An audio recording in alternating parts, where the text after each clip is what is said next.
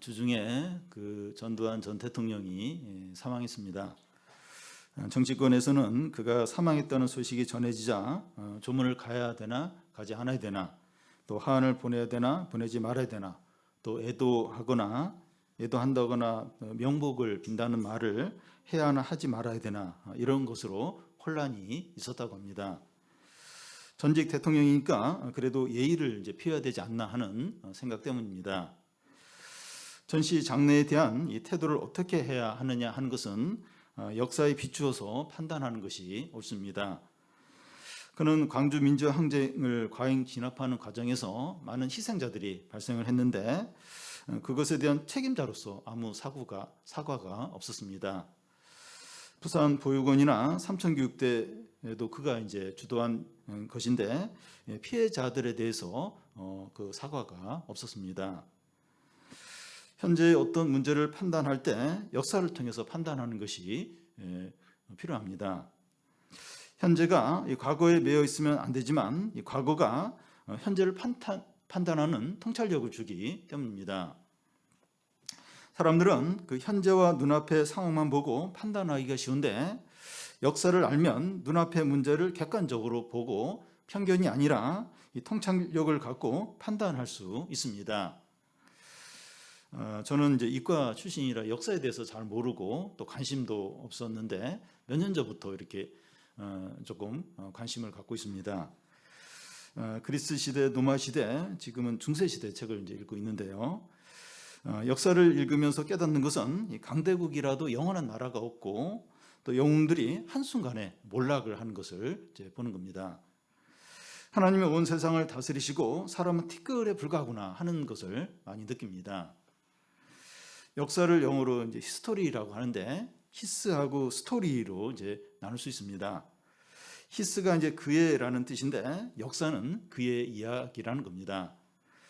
그가 누구인가 하면 하나님이죠. 그래서 이 역사는 하나님의 이야기라고 할 수 있습니다. 성경 말씀은 하나님의 이야기가 아니라 세계 역사도 하나님의 이야기라고 할 수 있습니다. 하나님께서 세계 역사를 주관하시는 것을 간접적으로 느낄 수 있지만 교회를 통한 하나님의 다스림은 직접적으로 나타납니다. 하나님의 역사를 구속사라고 하는데 이 구속사가 이제 무슨 말인가 하면 세상이 창조되고 인간이 타락한 이후부터 세상 마지막 날까지 구원하시는 하나님의 활동을 이 구속사라고 합니다. 하나님께서 세계 역사를 통해서도 구원 활동을 하시지만 이 교회를 통해서 직접적으로 구원 활동을 하십니다. 성경 말씀에 교회를 통한 하나님의 구원의 활동이 잘 나와 있습니다. 우리가 살펴보고 있는 시편 105편은 하나님의 구원의 역사의 한 부분을 다루고 있습니다. 하나님께서 족장들에게 가나안을 주겠다고 언약을 하시고 족장의 후손들이 애굽에 들어가서 큰 민족이 되고 또 애굽 사람들이 그들을 또 박해하니까 10가지 재앙을 내려서 이스라엘 백성들을 출애굽시킨 후에 광야에서 40년간 인도하시고 가나안으로 인도하셔서 그 땅을 차지하게 하십니다. 이 하나님의 역사죠. 이 시편을 받아보는 독자들이 바벨론 포로에 있는 그 유다 백성들로 여겨지는데 시편 기자는 그들에게 하나님의 역사를 기억하고 소망을 이제 가지라는 겁니다. 하나님은 언약 백성들을 어떤 상황에서든지 반드시 구원하고 인도하고 보호하십니다. 우리가 이 시편을 살펴보는 이유는 하나님의 언약 백성인 그 우리를 어떤 상황에서나 구원하시고 인도하시고 보호하시기 때문입니다. 우리가 하나님의 구원의 역사를 모르면 눈앞의 어려움이 전부인 줄 알고 낙심하고 두려워하기가 쉽습니다. 이 시간 하나님의 역사를 기억해서 현재의 어려운 가운데 확신하고 또 불안한 미래의 소망을 갖기를 바랍니다. 이 시간에는 그 이스라엘 백성의 애굽 생활과 광야 생활과 또 가나안을 차지하는 것에 대한 하나님의 역사를 살펴보겠습니다. 먼저 그 애굽 생활입니다. 24절부터 38절까지인데 먼저 24절에서 27절까지 한 절씩 교대로 읽겠습니다. 여호와께서 자기 백성을 크게 번성하게 하사 그의 대적들보다 강하게 하셨으며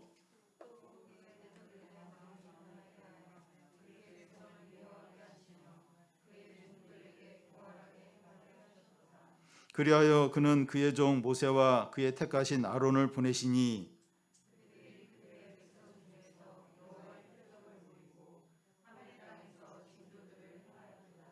예.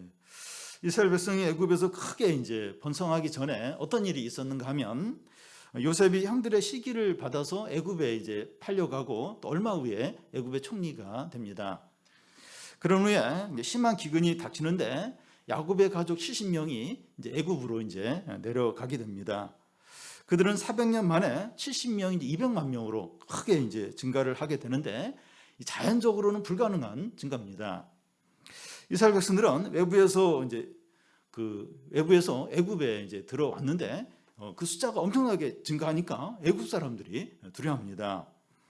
출애굽기 1장에 보면 그 애굽인들이 이스라엘 백성들을 이제 쇠약해지도록 노동을 아주 심하게 시키고 그래도 이제 쇠약해지지 않으니까 남자 아기가 태어나면 그 나일강에 던지라고 명령합니다. 애국 사람들이 이스라엘 백성들에게 이렇게 하는 것은 그들의 마음이 변화했고 이스라엘 백성들을 미워하는 것이고 교활하게 속여서 영원한 족으로 삼으려고 하는 것이죠. 그 25절을 다시 보면 그 하나님이 이렇게 하셨다. 이렇게 또 마음을 변하게 하시고 그의 백성들을 미워하게 하시고 그래서 하나님이 이렇게 이제 하신 것으로 나와 있습니다.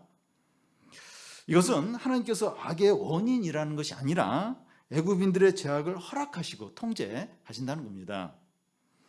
하나님은 이스라엘 백성들을 크게 번성하게도 하시고 괴로움을 당하게도 하시는 겁니다. 하나님이 병 주고 약 주고 이제 한다는 것이 아니라 이스라엘 백성들에게 좋은 일이건 안 좋은 일이건 하나님의 주권하에 있다는 겁니다. 그래서 어려운 일이 생기더라도 낙심하거나 두려워하지 말라는 겁니다. 이스라엘 백성들이 애국 사람들에게 미움을 받고 학대를 당할 때 하나님 무슨 일을 이렇게 하십니까? 모세와 아론을 이스라엘 백성들에게 보내고 징조와 표적을 이제 행하게 하시는 겁니다. 10가지 재앙을 이제 말합니다. 모세가 이스라엘 백성들을 구하려는 열심이 있거나 의인이어서 이스라엘 백성들에게 간 것이 아니라 우리가 알다시피 모세는 안 가려고 했어요. 근데 하나님 설득해서 애굽으로 보냈습니다. 모세와 아론이 징조와 표적인 10가지 재앙을 행하는데 그들의 어떤 재능이나 능력이 아니라 하나님이 이제 그들을 통해서 능력과 지혜를 나타내신 거죠. 하나님께서 주도적으로 모세와 아론을 보냈고 또 그들을 통해서 능력과 영광을 나타내신 겁니다. 왜 하나님은 이스라엘 백성들에게 어려움을 주시고 모세와 아론을 보내서 이 자신의 능력과 영광을 나타내십니까? 그들이 이런 어려움을 통해서 또 마음이 가난해져서 하나님만 바라보고 의지하도록 하기 위해서입니다. 하나님 우리에게도 이렇게 하세요. 하나님 우리에게 좋은 일만 생기고 안 좋은 일은 생기지 않도록 그렇게 얼마든지 그렇게 하실 수 있는데 그렇게 안 하십니다. 우리에게 좋은 일도 있지만 안 좋은 일도 있고 기쁜 일도 있지만 또 슬픈 일도 있게 하시는데 그렇게 하시는 이유가 겸손하게 하고 하나님을 전적으로 의지하고 바라보도록 하기 위해서 이제 그렇게 하시는 겁니다. 그러니까 그 애굽에 내려간 이스라엘 백성들에게 그래 좋은 일만 생기는 거예요. 좋은 일만. 그러면 하나님 안 바라보죠. 근데 좋은 일도 있지만 어려운 일도 있는 거예요. 그러니까 이제 겸손하게 되고 하나님만 이제 바라보게 되는 거죠. 이제 우리에게도 하나님 얼마든지 좋은 일만 계속 생기도록 얼마든지 그렇게 하실 수 있어요. 그러면 우리 하나님 잘 안 바라봅니다. 하나님 의지 안 하기가 쉬워요.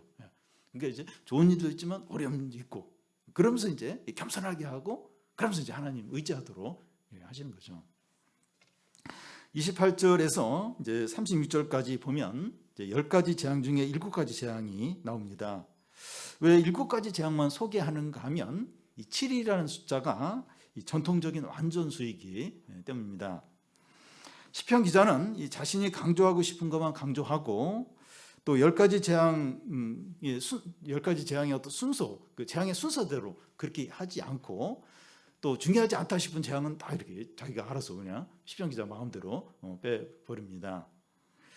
28절, 29절을 보면 흑암 재앙과 이제 물이 피가 되는 재앙이 나옵니다. 한 절씩 교대로 읽겠습니다. 여호와께서 흑암을 보내사 그곳을 어둡게 하셨으나 그들은 그의 말씀을 지키지 아니하였도다.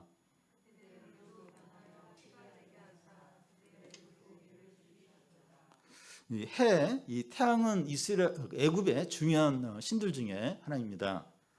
그런데 흑암 재앙은 이제 해가 빛을 잃어버려서 어둠이 며칠 이제 지속이 되는 거죠.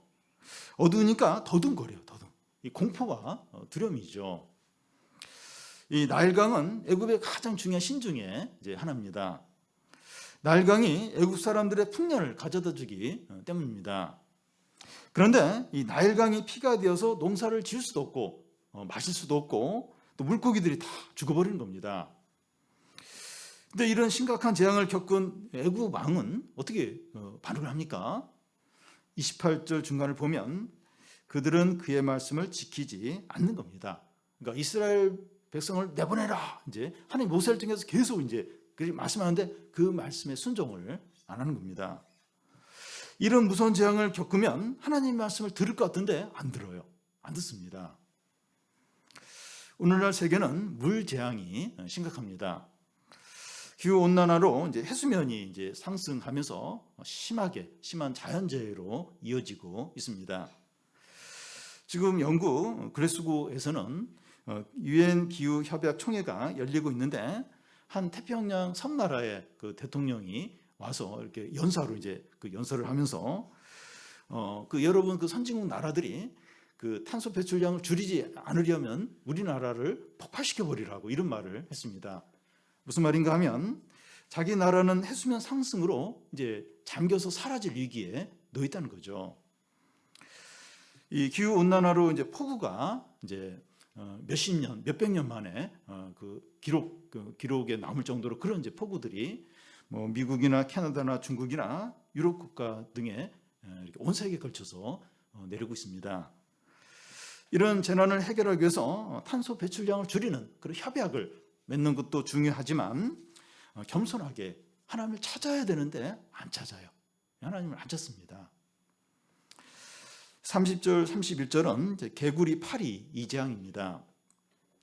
개구리도 수가 어느 정도 되고 개구리가 사는 곳에만 이렇게 머물면 문제가 안 됩니다.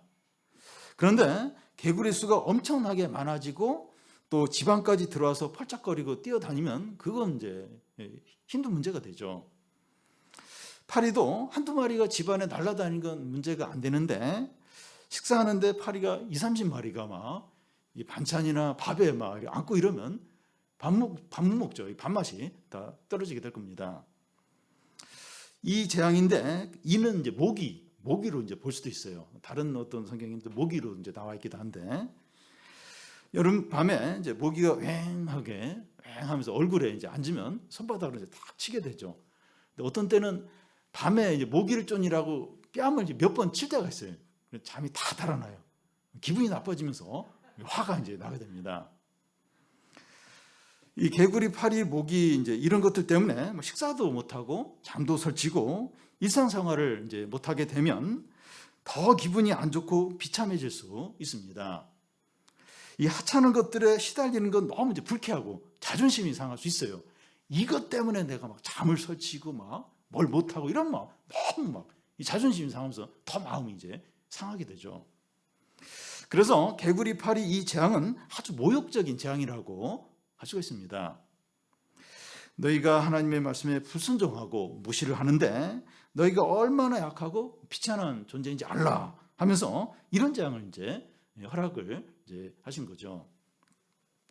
이 원숭이 안에 있던 이 코로나 바이러스 때문에 온 세계가 2년이 다 되도록 고통을 겪고 이거 큰 피해를 보고 있습니다.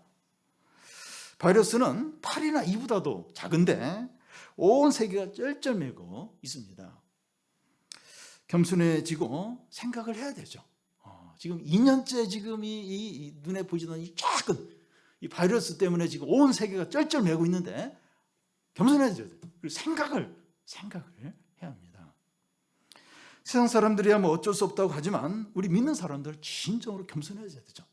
진정으로 신앙을 회복을 해야 되죠. 32절부터 35절까지는 재산이나 경제적인 손실을 가져오는 재앙입니다. 비 대신 우박이 내려서 포도나무와 이 무화과나무 열매들이 다 떨어지고 가지들이 꺾이고 그 남은 것들은 항충이나 수많은 메뚜기들이 다 갉아 먹어버리는 겁니다. 그래서 밭에 있는 모든 채소와 열매들이 없어진 거예요. 다 그냥 남는 게 이제 없는 겁니다. 우리나라도 이번 가을에 비가 자주 와서 채소와 무 농사를 만졌다고 합니다. 장마 이제 김장철이 다가오는데 걱정이 많습니다. 우리나라는 뭐 메뚜기 떼가 거의 나타나지 않지만 전 세계적으로는 금년에 몇십 년 만에 최악이었다고 합니다. 아프리카나 인도나 중국에 주로 나타나는데 메뚜기 떼가 한 번 먹어치우는 양이 3만 5천 명의 그 식량을 해준다고 합니다. 이런 재앙들이 어떻게 시작되었다고 합니까? 34절 앞에 보면 여호와께서 말씀하신즉 하나님께서 허락을 하셨다는 거예요. 경제적으로 어렵고 식량이 줄어드는 것보다 하나님께 돌아오고 구원받는 것이 더 중요하다는 거예요. 그래서 이런 엄청난 피해를 이제 이렇게 주면서 이렇게 이제 겸손해지도록 하나님께 돌아오도록 순종하도록 이제 하는 거죠. 애굽 왕 바로는 이런 경제적인 큰 이제 위기를 겪으면서도 하나님의 말씀에 순종하지 않았습니다. 출애굽기에 보면 이런 재앙을 겪고 나서 애굽 수사들이 바로 왕에게 무슨 말을 하는가 하면 왕은 애굽이 망하게 된 것을 알지 못하십니까? 이렇게 합니다. 그래도 바로 왕은 하나님 말씀을 듣지 않았습니다. 결국 하나님은 어떤 재앙을 내립니까? 36절을 보면 또 여호와께서 그들의 기력의 시작인 그 땅의 모든 장자를 치셨도다. 마지막 10번째 장자 재앙이죠. 이 바로 왕이 그 장자부터 감옥 안에 갇힌 자의 장자와 또 가축에 처음 난 것들이 다 죽임을 당했습니다. 애굽집 가운데서 이 죽음을 당하지 않은 집 한 집도 없고 온 애굽 안에 큰 부르짖음과 통곡이 넘치는 겁니다. 그러자 바로 왕은 모세를 불러서 너의 백성들과 가축들을 다 데리고 떠나라고 말합니다. 이스라엘 백성들은 어떻게 합니까? 37절, 38절을 교대로 읽겠습니다. 마침내 그들을 인도하여 은금을 가지고 나오게 하시니 그의 지파 중에 비틀거리는 자가 하나도 없었도다.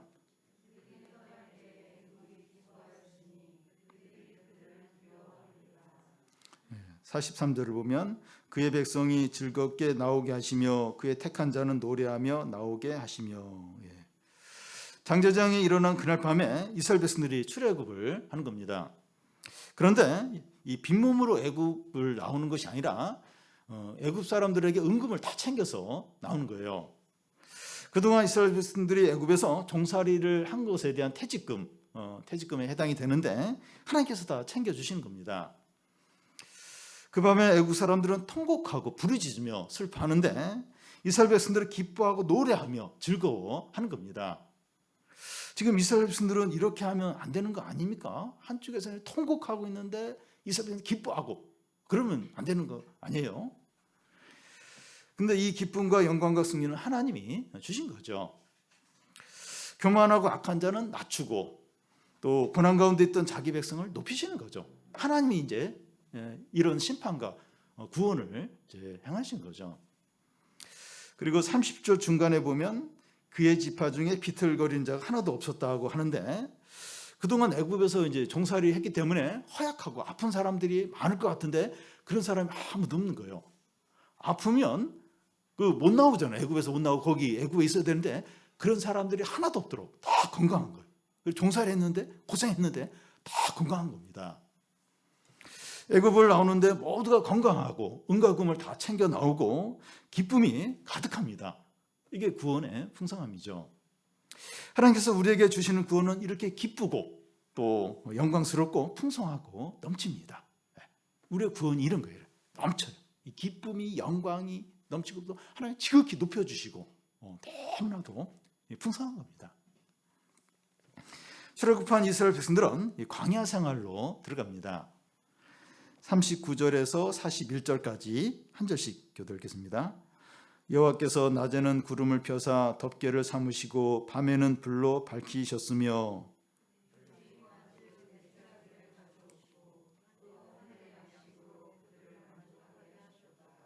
반석을 여신지 물이 흘러나와 마른 땅에 강같이 흘렀으니. 광야의 특징은 길이 없어요. 먹고 마실 것이 없고 또 기온차가 심합니다. 200만 명이 넘는 사람들이 광야 생활을 이제 시작합니다. 하나님께서 그들을 어떻게 하십니까? 낮에는 구름 기둥으로, 밤에는 불 기둥으로 인도하시고 보호하시는 거예요. 특히 이제 낮에는 이 광야의 그 태양이 굉장히 뜨거운데 이 구름 기둥이 그늘을 이렇게 그늘이 되게 해서 보호하는 겁니다. 그들이 이제 고기를 먹고 싶어 하니까 메추라기 떼를 진에 이제 오게 해서 먹게 이렇게 하고, 하늘에서 만나를 내려서 양식이 되게 하고, 또 반석이 갈라지면서 거기서 물이 나와서 물을 마시게 합니다.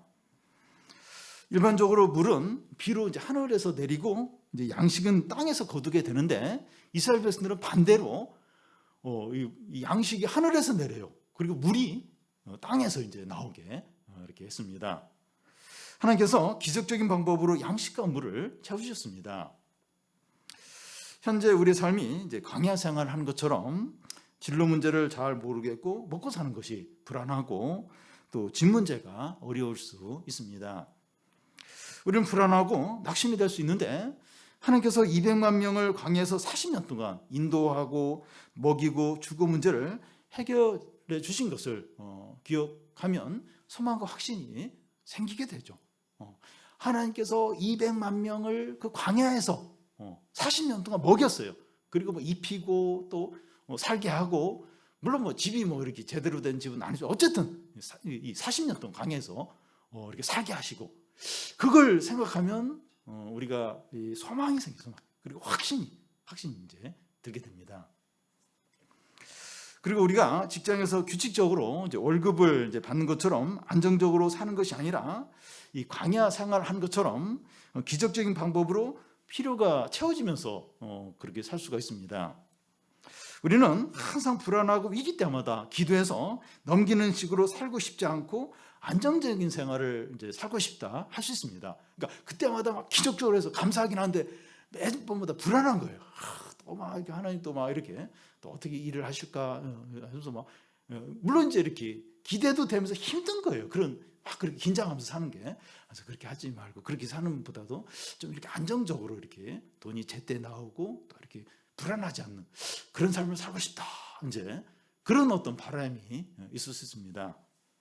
근데 하나님은 왜 우리에게 이렇게 광야 생활을 이렇게 하게 하십니까?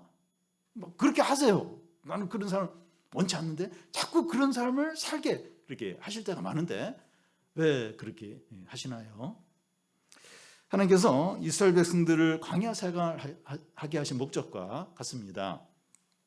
사람이 떡으로만 사는 것이 아니라 하나님의 말씀으로 산다, 이걸 배우도록 알도록 하기 위해서죠. 가나안 땅에 들어가면 이걸 배울 수가 없어요. 가나안 땅은 다 안정적이거든요. 농경사회하고 또 먹을 것도 이제 창고에 쌓아놓고, 이걸 배우기 어려워요. 광야 생활에서만 이걸 이제 배울 수 있는 겁니다.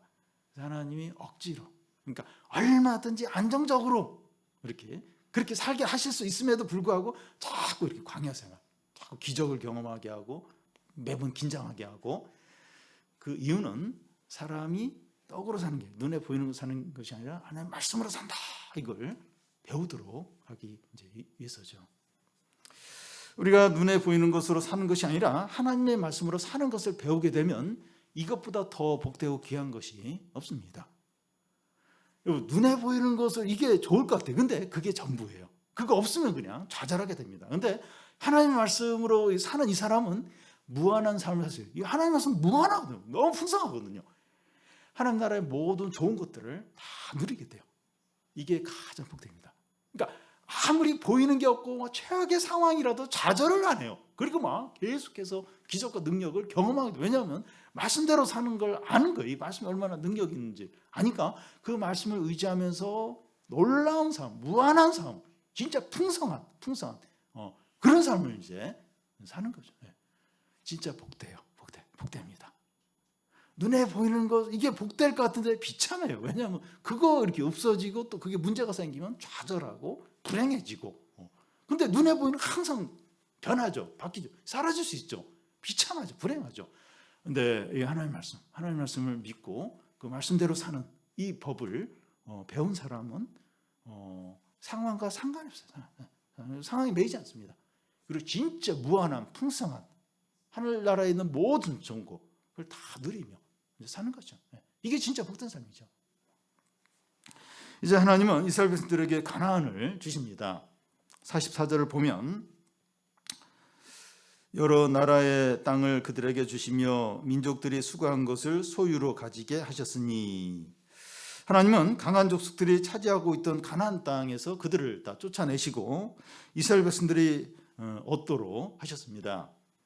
그뿐만 아니라 이스라엘 백성들이 짓지 않는 포도원과 밭과 집을 갖게 하셨습니다. 가나안 주민들이 쫓겨난 이유는 우상 숭배와 제약과 음란 때문에, 음란이 넘쳤기 때문에 쫓겨났습니다. 하나님께서 아무런 공로가 없는 이스라엘 백성들에게 젖과 꿀이 흐르는 가나안 땅을 은혜로 주신 이유가 무엇입니까? 이유가 분명해요. 45절인데 우리 같이 한번 읽겠습니다. 이는 그들이 그의 율례를 지키고 그의 율법을 따르게 하려 하심이로다. 할렐루야. 가나안 땅에 들어가서 먹고 마시고 즐기고 행복하게 살도록 하기 위해서가 아닙니다. 너희들 광야에서 고생했지. 가나안에 들어가서 마음껏 먹고 행복하게 살다가 죽어라. 그러기 위해서 그 가나안 땅에 들어가게 하신 게 아닙니다. 분명해요. 분명히. 이는 율례를 행하고 그 하나님 말씀대로 살도록 하기 위해서 가나안 땅에 들어가게 하셨다. 분명합니다. 하나님 백성답게 제사장 나라로 살라는 거죠. 이 이스라엘 백성들 통해서 하나님이 나타나도록, 이 이방 믿지 않는 사람들이 이스라엘 백성들을 통해서 하나님을 알게 되고 구원을 받도록 그런 어떤 제사장 나라로 살도록 이제 가나안 땅에 이제 들어가게 하시고 그 땅을 차지하게 하신 거죠. 그렇게 살지 않으면 어떻게 됩니까? 이스라엘 백성이 들어오기 전에 가나안 족속들처럼 쫓겨나고 망하게 됩니다. 이스라엘 역사를 보면 그들도 이제 우상 숭배하고 죄악과 또 음행을 행해서 다른 나라의 압제를 받아요. 결국 망하고 포로로 끌려 가게 됩니다. 여러분, 우리는 이스라엘 역사를 잊으면 안 돼요. 이스라엘 역사를 잊으면 안 됩니다. 이게 이 세상 역사는 하나님의 이야기라고 했는데 이스라엘 역사도 결국 하나님의 이야기죠. 하나님이 이스라엘에게 어떻게 행하셨는가, 이걸 절대로 잊어버리면 안 됩니다. 그들은 전적으로 은혜로 가나안에 들어갔지만 교만하고 우상 숭배에 빠지고 음행을 행함으로 결국 쫓겨났어요. 이걸 잊어버리면 안 돼. 이걸 절대로. 이 젖과 꿀이 흐르는 이 복된 땅에 들어갔는데 우상 숭배하는 거예요. 죄악을 행하고 말씀대로 살지 않고 쫓겨났어요. 그리고 망했습니다. 현재 우리의 삶이 이제 다른 때보다 안정적이라면 가나안 생활을 이렇게 한다고 할 수 있어요. 그러니까 애굽 생활도 있고 광야 생활도 있고 가나안 생활이 있는데 지금 현재 다른 때보다 좀 안정적이다. 물론 이제 힘든 부분도 있지만 그래도 좀 안정적인 편이다. 이러면 가나안 생활을 하고 있다고 볼 수 있습니다.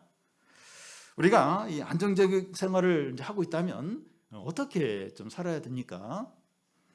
지금 누리는 모든 것이 하나님의 은혜임을 인정하고 말씀에 제한받으며 사는 거죠.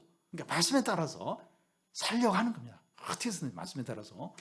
그러면 이제 계속해서 이런 복을 누리게 되죠. 은혜를 누리게 됩니다.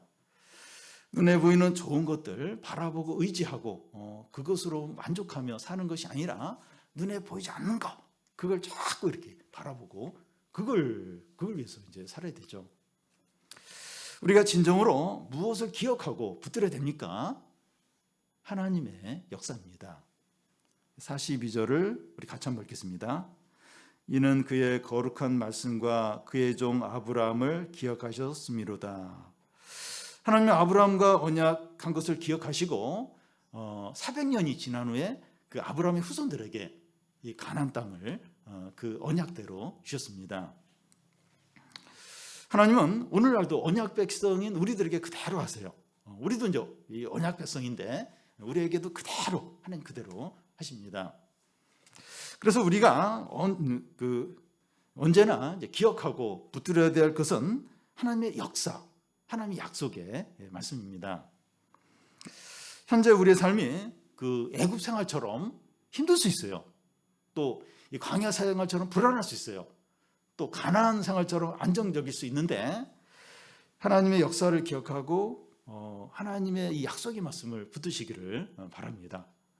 어떤 상황에서든지 이게 참 요즘 애국 생활처럼 너무 힘들다. 종살이 하는 거 너무 힘들다. 아니면 광야 생활 좀 불안하다. 너무 뭐 보이는 게 없다. 오히려. 또 가나안 생활처럼 그래도 좀 안정적이다. 이 셋 중에 하나일 수 있는데 이런 생활을 할 때 하나님의 말씀, 하나님의 역사를 기억을 하는 거예요. 이걸 붙드는 겁니다. 이게 왜 중요한가 하면 우리가 이제 어떤 상황이 있든지 하나님의 역사, 하나님이 행하셨던 거, 하나님 말씀하셨던 거 이걸 붙들면 현재 우리의 삶 가운데서 하나님의 인도하심과 보호하심과 구원이 나타나는 겁니다.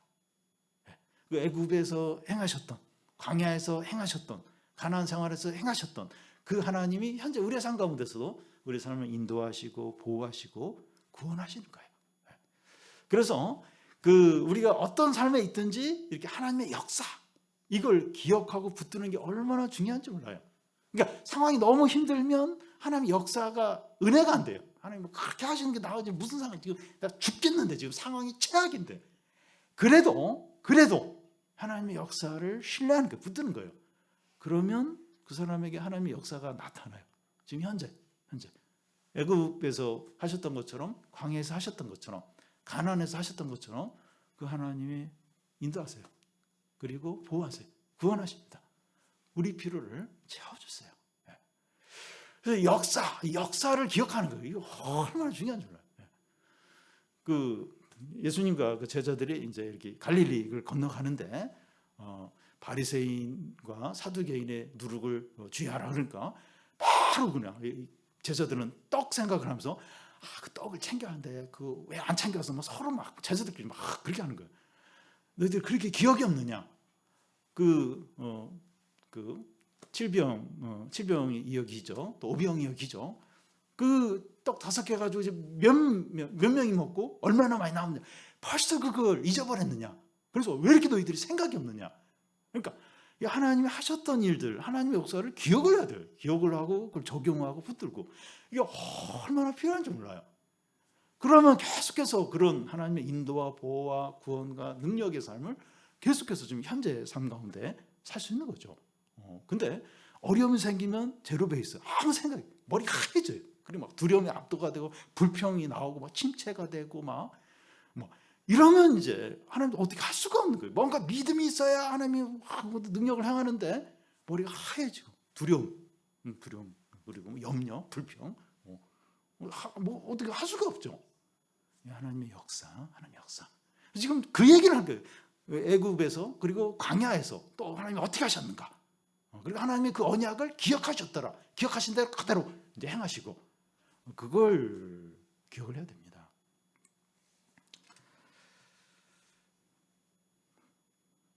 우리가 어떤 형편 가운데 있든지 하나님의 역사를 기억을 해서 확신하고 담대하게 행해서 이 하나님의 풍성함, 이 구원의 풍성함 그리고 기쁨을 누리시기를 바랍니다.